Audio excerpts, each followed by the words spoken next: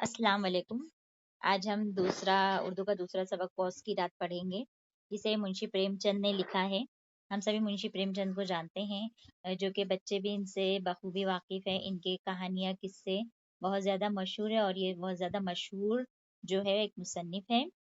ये सबक शुरू करने से पहले मैं कुछ कहना चाहती हूँ कि हमारे मुल्क का ज़्यादातर हिस्सा देहातों पर बसा हुआ है। देहातों में जो है वो ज़्यादातर देहात है जहाँ पर किसान जो है मेहनत और मुशक्कत करते हैं और रोज़ी रोटी कमाते हैं। उनकी मेहनत और मुशक्कत का ही नतीजा है कि आज हम घर बैठकर जो है 2 वक़्त की रोटी खा रहे हैं। लेकिन हमें इस बात का एहसास शायद बहुत कम है कि ये जो किसान हैं वो कितनी मेहनत और मुशक्कत करते हैं, कितनी मुसीबतों का सामना करते हैं, तब जाकर ये फसल उगा पाते हैं। कभी बारिश ज़्यादा हो रही है, तो कभी बारिश बिल्कुल भी नहीं हो रही है। इन सब का जो है उनकी खेती-बाड़ी पर बहुत ज़्यादा असर पड़ता है।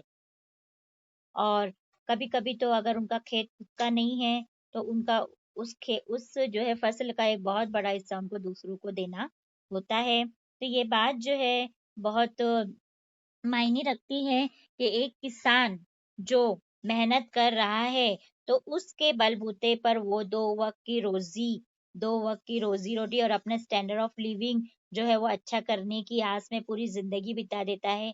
लेकिन शायद ही वो अपने बीवी बच्चों को जो है वो ठीक-ठाक की ज़िंदगी दे पाता हो।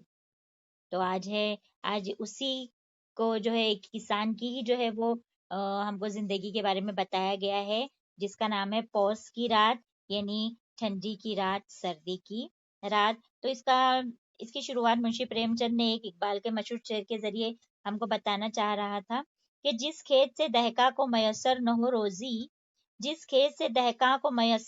रोज़ी, उस खेत के हर खोशे गंदम को जला दो। यहाँ पर दहका जो है वो किसान के लिए इस्तेमाल हुआ है। तो हमारे मुल्क में तकरीबन 7 लाख जो देहात है, उन देहातों में ज्यादातर किसान रहते हैं, मगर ये निहायत अफसोसनाक बात है कि सबके लिए अनाज उगाने वाला किसान अक्सर खुद मुफलिसी और कसम परसी की जिंदगी गुजारता है। इसीलिए अल्लामा इकबाल अपने शेर में कहते हैं कि जिस खेत से इंसान को रोजी न मिले, उस खेत को आग लगा देना चाहिए। कहानी पौष की रात भी एक किसान की मुफलिसी और मजबूरी की इबरतनाक तस्वीर पेश करती है। साथ ही इस कहानी में पसमानदा गरीब तबके की जिंदगी के मसाइल को मौजू बनाया गया है, हेडलाइन बनाई गई है। ये कहानी आज़ादी से पहले लिखी गई थी, मगर आज़ादी के 70 साल बाद आज भी किसानों की हालत ज़ार में कोई फ़र्क नहीं आया है। उस ज़माने में महाजनों से कर्ज़ लेते थे और उनकी सारी उम्र कर्ज़ चुकाने में गुज़र जाती थी। आज वो बैंकों से कर्ज़ लेते हैं और उस कर्ज़ को अदा करते हुए जो है बूढ़े हो जाते हैं। आपने अखबार में पढ़ा होगा कि बाज़ औक़ात वो कर्ज़ अदा न कर पाने के खौफ़ से अपनी जान तक दे देते हैं। अब प्रेमचंद को जो है मुत्तफ़क़ा तौर पर उर्दू और हिंदी का पहला अफ़साना-ए निगार तस्लीम किया जाता है। वो बनारस के एक गाँव लम्ही में 31 जुलाई 1880 को पैदा हुए। उनका असल नाम धनपत राय था। अपनी अदबी ज़िंदगी का आगाज़ उन्होंने नवाब राय के नाम से किया। फिर वो प्रेमचंद के कलमी नाम से लिखने लगे और इसी नाम से मशहूर हुए। इब्तिदाई तालीम उन्होंने गाँव में हासिल की। सानवी तालीम मुकम्मल करने के बाद वो सरकारी मुलाजिम हो गए। शुरू में तदरीस के फ़राइज़ अंजाम दिए। उन्हें बचपन ही से लिखने का शौक था।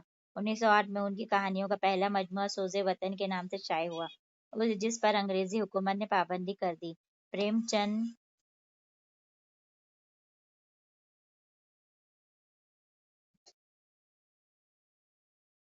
प्रेमचंद ने 300 से ज़्यादा अफ़साने और नावल लिखे हैं, जिनमें जो है गौदान, गबन, मैदान अमल, बाज़ार हसन अहम है। उनके अफ़सानों का एक लफ्ज़ इंसानी दर्दमंदी की जज्बे से सरशार नज़र आता है। वो 8 अक्टूबर 1936 को इस दारे फ़ानी से कर गए, यानी उनका इंतकाल हो गया। अब जो है हम सबक की शुरुआत कर रहे हैं। हल्को हल्को, ये किसान का नाम हल्को है और उसकी एक बीवी है। और यहाँ पर शहना शहना का जिक्र किया गया है। शहना शहना का मतलब होता है लगान वसूल करने वाला। हल्कू ने आकर अपनी बीवी से कहा, शहना आया है, लाओ जो रुपए रखे हैं उसे दे दो, किसी तरह गर्दन तो छूटे, यानी मुसीबत को हटा दो और थोड़े पैसे देकर उनको हटा दो। हल्कू अपनी बीवी से कह रहा है। शहना शहना का मतलब है, यहाँ पर जो हमको शहना वर्ड इस्तेमाल हुआ है, ये शहना का मतलब है शहना का मतलब होता है लगान वसूल करने वाला। शहना का मतलब होता है लगान वसूल करने वाले को क्या कहते हैं? शहना कहते हैं। तो हम यहाँ पर छोटा से लिख सकते हैं, तुम लोग अंडरलाइन करके, लगान वसूल करने वाला, ये शहना का मतलब है। जो है वो कह रहा है कि जो रुपए है दे दो ताकि मेरी गर्दन छूटे, मेरी जान छूटे। मुन्नी बहू झाड़ू लगा रही थी पीछे, फिर कर बोली 3 ही तो रुपए है, उसे दे दूंगी तो कंबल कहाँ से आएगा? माघ पौष की रात खेत में कैसे कटेगी? इसके उससे कह दो कि फसल पर रुपए दे देंगे, अभी नहीं है। अब उसकी बीवी कह रही है कि सिर्फ उनके पास फिलहाल में 3 रुपए है और वो 3 रुपए देना नहीं चाहती है, और वो कहती है अगर हम अब 3 रुपए दे देंगे तो फिर ठंडी में जो है वो कैसे गुजारा करेंगे? ठंडी में जो है कंबल वगैरह खरीदना है तो कैसे करेंगे? हल्कू थोड़ी देर तक चुप खड़ा रहा और अपने दिल में सोचता रहा। पौष पर आ गया, पौष सर पर आ गया है, यानी सर्दी का महीना आ गया है। बगैर कंबल के रात को वो किसी तरह खेत में नहीं सो सकता, मगर शहना मानेगा नहीं, वो घड़कियां देगा। घड़कियां से मुराद यहाँ पर है घड़कियां देना। घड़कियां देने का यहाँ पे घड़कियां देने से मुराद है अगर वो अपनी इस मजबूरी को उसे बताएगा तो वो इस मजबूरी को समझेगा नहीं, बल्कि क्या करेगा, उसे झिड़क देगा और उसे जो है वो डांटेगा। इस बात से वो डर रहा था। गालियां बकेगा, बला से जाड़े में मरेंगे, ये बला तो सर से चलेगी। यानी वो जाड़े में नहीं, सर्दी में खेत में किसान को सोना पड़ता है अपनी खेती बाड़ी की रखवाली करने के लिए, ताकि जानवर वगैरह खेतों को खराब ना कर दे। तो उसे वो बेहतर है, वो खेत में ठंड में सोना उसे जो है वो अच्छा लगता है बनिस्बत के उस जो लगान वसूल जो उसकी जो है वो लगान वसूल करने वाला जो आया था उसको अगर वो पैसे नहीं देगा तो उससे जो जली कची सुनेगा उससे बेहतर उसे वहां पर ठंड में सोना बेहतर लगता है।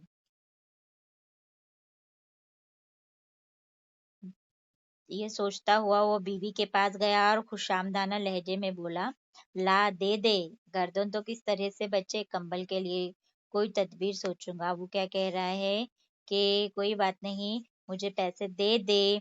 अगर हमारे पास कंबल के लिए पैसे नहीं रहेंगे तो मैं कुछ दूसरा जुगाड़ कर लूंगा, पर अब मुझे पैसे दे दे।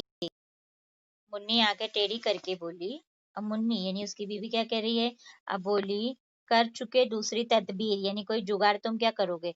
जरा सुनो तो कौन सी तदबीर कर, जरा सुनो तो कौन सी तदबीर करोगे? कौन कंबल खैरात में दे देगा? न जाने कितना रुपया बाकी है जो किसी तरह अदा नहीं होता। मैं कहती हूँ तुम खेती क्यों नहीं छोड़ देते? मर मर कर काम करो, पैदावार हो तो उससे बाकी अदा करो। चलो छुट्टी हुई, बाकी चुकाने के लिए ही तो हमारा जन्म हुआ है। ऐसी खेती से बाज आए, मैं रुपए न दूंगी न दूंगी। हल्को रंजीदा होकर बोला, तो क्या गालियां खाऊं? अब मियाँ बीवी की आपस की बातें चल रही है। मुन्नी ने कहा, गाली क्यों देगा, क्या उसका राज है? मगर ये कहने के साथ ही उसकी तनी हुई भवें टेढ़ी पड़ गई। उसकी तनी हुई भवें टेढ़ी पड़ गई, इसका मतलब क्या है? वो जो उसका गुस्सा थोड़ी देर के लिए जो है वो खत्म हो गया। भवे टेढ़ी होने से मुराद है गुस्सा खत्म होना, गुस्से का खत्म होना होता है इसका मतलब। यानी वो जो चढ़ी हुई भवे थोड़ी देर के लिए टेढ़ी हो गई। उसने ताक पर से यानी दीवार पर जो थोड़े से जो वो बना होता है होल, कुछ चीजें रखने के लिए, उसने वहां से जो है वो पैसे उठाए और लाकर हल्कू के हाथ पर रख दिए। फिर बोली, तुम अब खेती छोड़ो और मजदूरी में सुख से एक रोटी तो चैन से खाने को मिलेगी, किसी की धौंस तो नहीं रहेगी। अब उसकी बीवी का कहना है और सच भी है कि हम इतनी मेहनत करके भी जो है वो कुछ नहीं कर पाते, तो इससे अच्छा है कि मजदूरी करेंगे और थोड़ी अच्छी जिंदगी गुजारने की कोशिश करेंगे। हल्कू ने रुपए लिए और इस तरह बाहर चला के मालूम होता था वो अपना कलेजा निकाल कर देने जा रहा है। उसने एक एक पैसा काट कर 3 रुपए कंबल के लिए जमा किए तो वो आज निकले जा रहे हैं। पौष की अंधेरी रात आसमान पर तारे भी ठठरे हुए मालूम होते थे। हल्कू अपने खेत के किनारे ओक की पत्तियों की एक छतरी के नीचे बांस के खटोले पर पुरानी गाढ़े की चादर ओढ़े हुए कांप रहा था। पुरानी गाढ़े की चादर, गाढ़े की चादर से मुराद है यहाँ पे पुराने गाढ़े की चादर यानी मोटी चादर। पुरानी हो गई है लेकिन वो चादर थोड़ी कैसी है, मोटी है। गाढ़े की चादर से हमें यहाँ पर मुराद है मोटी चादर ओढ़े लेटा हुआ था। खटोले के नीचे उसका साथी कुत्ता जबरा पेट में मुंह डाले सर्दी से कू कू कर रहा था। दोनों में एक को भी नींद न आती थी। अब वो जहां पर गया था खेत की रखवाली करने के लिए, वहां पर वो जो है खटोले के नीचे, खटोले से यहाँ पर मुराद है छोटा से जो है वो शेड डाला हुआ था, उसके नीचे जो है वो लेटे हुए थे। तो खटोले के नीचे वो लेटा हुआ था और जो है कुत्ता भी उसके साथ आया हुआ था। अब दोनों को भी नींद न आती थी। हल्कू ने घंटों को गर्दन में चिमटाते हुए कहा, क्यों जबरा, जाड़ा लगता है? कहा तो था कि घर में प्याल पर लेटा रहे। तू यहाँ क्या लेने आया था? अब खा सर्दी में। क्या करूं? जानते थे कि मैं हलवा पूरी खाने जा रहा हूँ। दौड़ते हुए आगे आगे चले आए। अब रो अपनी नानी के नाम को।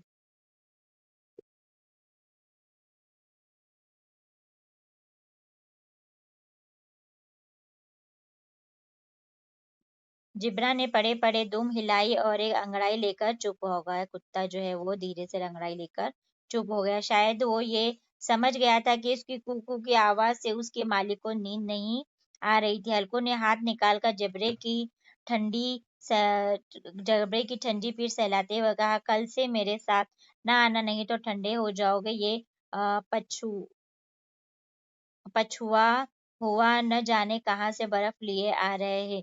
ये पछुआ, पछुआ से मुराद है यहाँ पर मगरिब की सिमत से आने वाली हवा। मगरिब की सिमत से आने वाली हवा को कहते हैं पछुआ। देखो यहाँ पे लिखा हुआ है पछुआ, यानी मगरिब की सिमत से आने वाली हवा।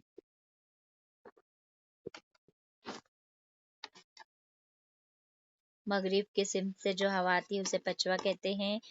अभी उनको लग रहा था कि ठंड इस कदर बढ़ गई थी, उनको लग रहा था कि मगरिब से जो है हवा ठंड हवा उसको मालूम हो रही थी जैसे कोई बर्फ गिर रही हो। उठो, फिर एक चिलम भरो, किसी तरह रात तो कटे। उनका एक ही काम लग रहा था, उठो चिलम भरूं, थोड़ा से फूकू, थोड़ा गर्माहट मिले, फिर लेटू, फिर करवटें बदलूं, यानी मानो नींद तो पता ही नहीं थी कि नींद आएगी या नहीं। हल्कू उठा और गड्ढे में से जरा सी आग निकाल कर चिलम भरी। जबरा भी उठ बैठा। हल्कू ने चिलम पीते हुए कहा, पिएगा चिलम? जाड़ा तो क्या जाता है, हाँ जरा मन बहल जाता है। यानी वो कह रहा है जाड़ा तो जाने से रहा, बस एक मन बहल जाता है कि हमने चिलम पी ली है। जबरा ने अगले पंजे उसके घुटनों पर रख दिए और उसके मुंह के पास अपना मुंह ले गया। हल्को को उसकी सांस गरम लगी। चिलम पीकर हल्को फिर लेटा और तय कर लिया कि चाहे कुछ भी हो अब कि सो जाऊंगा। लेकिन एक लम्हे में उसका कलेजा कांपने लगा, कभी उस करवट लेता कभी उस करवट। जाड़ा किसी भूत की मानो उसकी छाती को दबाए हुआ था। कलेजा जो यहाँ पर जो बताया हुआ है, कलेजा कांपने लगा, यानी उसको जो है बहुत ज्यादा जो है कपकपी छूटने लगी थी। उसको बहुत ज्यादा जो कपकपी लग रही थी ठंडी की वजह वजह से। कपकपी लगना है ना, इसका मतलब होता है कपकपी लगना। उसको कपकपी लग रही थी, बहुत ज्यादा ठंडी लग रही थी और जो है वो ऐसा मालूम हो रहा था जैसे कोई चीज दबाती है, तो उनको ऐसा लग रहा था जैसे सर्दी उनको दबा रही है। जब किसी तरह रहा न गया तो उसने जबरा को धीरे से उठाया और उसके सर को थपथपा कर उसे अपनी गोद में सुला लिया। उसको कुत्ते से बिल्कुल नफरत न थी, यानी कि वो तो कुत्ते से नफरत नहीं करता था वो, बल्कि उसको सहला रहा था वो। उसको पता लग रहा था कि मेरी तरह उसको भी ठंड लग रही है।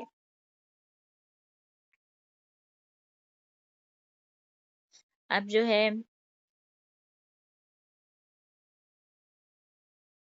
ऐसी अनोखी दोस्ती ने उसकी रूह के सब दरवाजे खोल दिए थे और उसका एक एक जर्रा खे हकीकी रोशनी से मुनव्वर हो गया था। इसी असना में जबरा ने किसी जानवर की आहट सुनी। इसी मामले में उसको किसी जानवर की आहट सुनाई दी।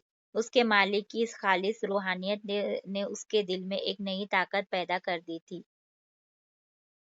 जो हवा के ठंडे झोंकों को भी नाचीज समझ रही थी। वो झपकर उठा और छप्पर से बाहर आकर भौंकने लगा।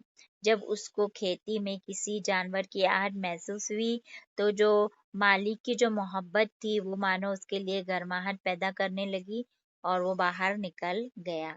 हल्कू ने उसे कई बार पिचकार कर बुलाया पर वो उसके पास न आया। खेती में चारों तरफ दौड़ दौड़ कर भोंकता रहा। एक लम्हे के लिए आ भी जाता तो फौरन ही फिर दौड़ता। फर्ज की अदायगी ने उसे बेचैन कर रखा था। वो आ जा रहा था लेकिन वो कितना ही बुला वो जो अपने मालिक के पास नहीं आ रहा था।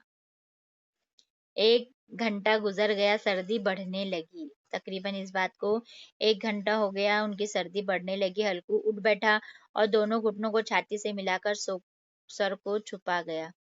सर्दी कम न हुई। ऐसा मालूम तो सारा खून मुंजमद हो गया हो। यानी सर्दी इस कदर बढ़ गई थी कि उनको ऐसा लग रहा था कि उनका खून भी जमने लगा। उसने उठकर आसमान की जानिब देखा। अभी कितनी रात बाकी है। सितारे अभी अपने निस्फ दौरे भी खत्म नहीं कर पाए थे, यानी आधी रात भी अभी खत्म नहीं हुई थी। जब वह ऊपर आ जाएंगे तो कहीं सवेरा होगा।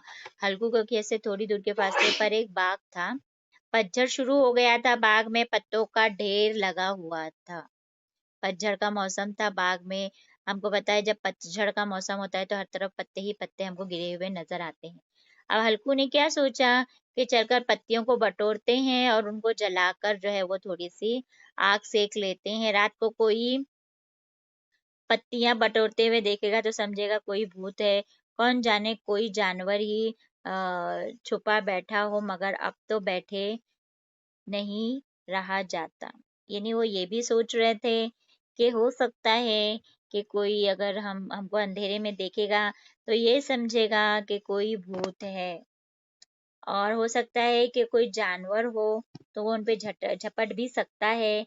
लेकिन फिर भी उनको ठंडी जो है वो ठंडी से बेताब हो गए थे। वो बर्दाश्त नहीं हो रही थी तो वो उन्होंने क्या किया, उसने पास के अरहर के खेत में जाकर पौधे उखाड़े और उसका एक झाड़ू बनाकर हाथ में सुलगता हुआ उपला लिए बाग की तरफ चला। जिब्रान ने उसे जाते देखा तो पास आया और दुम हिलाने लगा। हल्कू ने कहा अब तो नहीं जा रहा जाता जिब्रा, चलो बाग में पत्तियां बटोर कर तापे टाँटे हो जाएंगे तो फिर आकर सोएंगे। अभी तो रात बहुत है, यानी कि थोड़ी गर्माहट हमारे बदन में आ जाएगी तो हम आकर सोएंगे। अब तो सोना मुश्किल लग रहा है, नामुमकिन सा लग रहा है। मुश्किल ही नहीं, नामुमकिन सा लग रहा था। जिब्रा ने कू कू करते हुए अपने मालिक की राय से इत्तेफाक किया और आगे आगे बाग की जानिब चला। बाग में घटाटोप अंधेरा छाया हुआ था, यानी बहुत ज्यादा गहरा अंधेरा था। दरख्त से शबनम की बूंदें टप टप टपक रही थी। यकायक एक झोंका मेहंदी के फूलों की खुशबू लिए हुआ आया, यानी अपने मेहंदी की खुशबू लिए। हल्कू ने कहा कैसी अच्छी महक आई जिब्रा, तुम्हारी नाक में भी कुछ खुशबू आ रही है। जिब्रा को कहीं जमीन पर एक हड्डी पड़ी मिल गई थी, वो उसे चचोड़ रहा था। हल्कू ने आग जमीन पर रख दी और पत्तियां बटोरने लगा। थोड़ी देर में पत्तियों का एक ढेर लग गया। हाथ ठठरे जाते थे, नंगे पांव गले जाते थे और वो पत्तियों का पहाड़ खड़ा कर रहा था। इसी अलाव में वो सर्दी को जलाकर खाक कर देगा। यानी कि इस कदर सर्दी थी कि वो पत्तियां जमा करते हुए भी बहुत ज्यादा जो है वो सर्दी का सामना करने लगा। थोड़ी देर में अलाव जल उठा। उसकी लौ ऊपर वाले दरख्त की पत्तियों को छू छू कर भागने लगी। लिखने का तरीका ऐसे लगता है जैसे सारी चीजें हमारे आंखों के सामने से ही गुजर रही हो। इस हलती हुई रोशनी में बाग के आलीशान दरख्त ऐसे मालूम होते थे जैसे उस ला इंतहा अंधेरे को अपनी गर्दन पर संभाले हो। तारीकी गई सतह समंदर में रोशनी की एक नाव की मानिंद होती थी। हल्कू आग के सामने बैठा आग ताप रहा था। 1 मिनट में उसकी अपनी चादर बगल में दबाई और दोनों पांव फैला दिए। गोया वो सर्दी का ललकार कह रहा था, मानो के सर्दी को ललकार कर कह रहा था। गोया वो सर्दी को ललकार कर कह रहा था कि तेरे जी में जो आए कर। सर्दी की इस बेपाया ताकत पर फतेह पाकर वो खुशी को छुपा न सकता था। इसका मतलब ये है कि अभी उसे थोड़ी थोड़ी गर्माहट महसूस होने लगी थी। उसने जबरा से कहा क्यों जबरे, अब तो ठंड नहीं लग रही। जबरा ने कू करके गोया कहा अब क्या ठंड लगती ही रहेगी, यानी मानो कि ठंड तो लग रही है लेकिन वो क्या कहे कि ठंड लग रही है या नहीं लग रही है। वो तो बेजुबान जानवर था जो कि कुछ कह नहीं सकता। पहले ये तदबीर नहीं सूझी तो इतनी ठंड क्यों खाते। जिब्रा ने दुम हिलाई, यानी जिब्रा को मालूम मानो ऐसे कह रहा है कि इससे पहले नहीं सूझा, इतनी ठंड में हमने इतना टाइम गुजार दिया। अच्छा अब इस अलाव को कूद कर पार करे, देखे कौन निकल जाता है। अगर जल गए तो अगर जल गए बच्चा तो मैं दवा न करूंगा। जिब्रा ने खौफजदा निगाहों से अलाव को दे की तरफ देखा। मुन्नी से कल न कह देना वरना लड़ाई करेगी।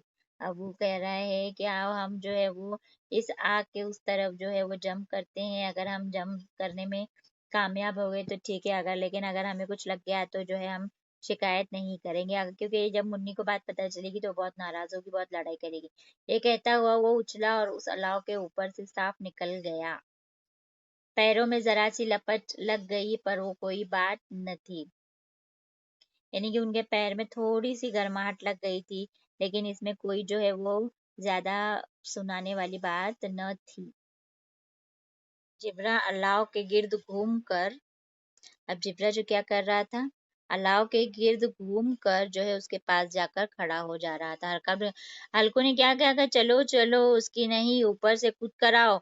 वो फिर कूदा और अलाव के उस पार आ गया, यानी बीच में आग थी और उस पार कूदना था। पत्तियां जल चुकी थी बागीचे में, फिर अंधेरा छा गया था।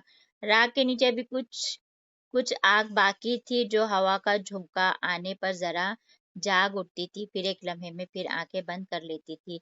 यानी आग थोड़ी बहुत आगे पीछे हो रही थी। हल्कू ने फिर चादर ओढ़ ली और गर्म राख के पास बैठा हुआ एक गीत गुनगुनाने लगा। उसके जिस्म पर गर्मी आ गई थी, पर जू जू सर्दी बढ़ती जाती थी तो सुस्ती दबाए लेती थी। दफातन जबरा जोर से भोंकर खेत की तरफ भागा। हल्कू को ऐसा मालूम हुआ कि जानवरों का एक गोल उसके खेत में आ गया है, शायद नील गायों का था। उसकी उनके कूदने और दौड़ने की आवाजें साफ सुनाई दे रही थी।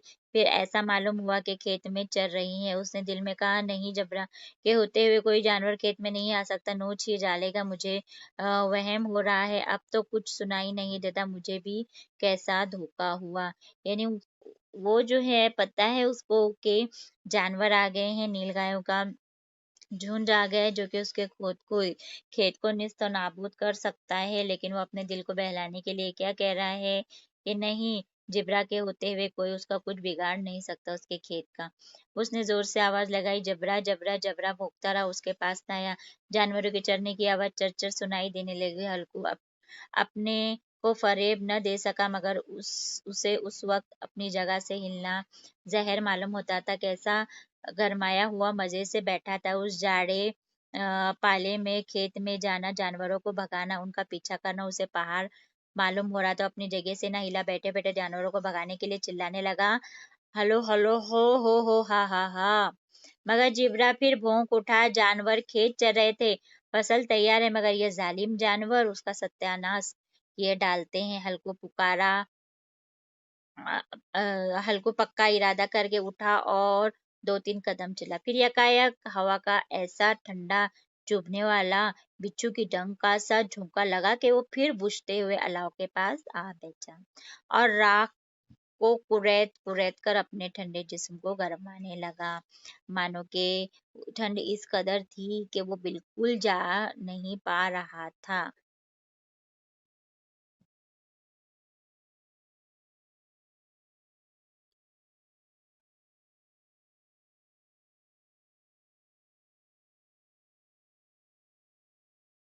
जबरा अपना गला फाड़े डालता था। नील गाय खेत का सफाया किए डालती थी और हल्को गर्म राख के पास खामोश बैठा था। अफसरदगी यानी गमगीन ये ने उसे चारों तरफ से रस्सी की तरह जकड़ रहा, यानी वो इस कदर मजबूर हो गया था कि वो चाहता था, वो जानता था कि उसके खेत को बर्बाद किया जा रहा है, उसकी मेहनत का निस्त नाबूद किया जा रहा है, लेकिन वो इस सर्दी में जो है वो नहीं जा पा रहा था, मानो किसी ने उसको बांध दिया हो।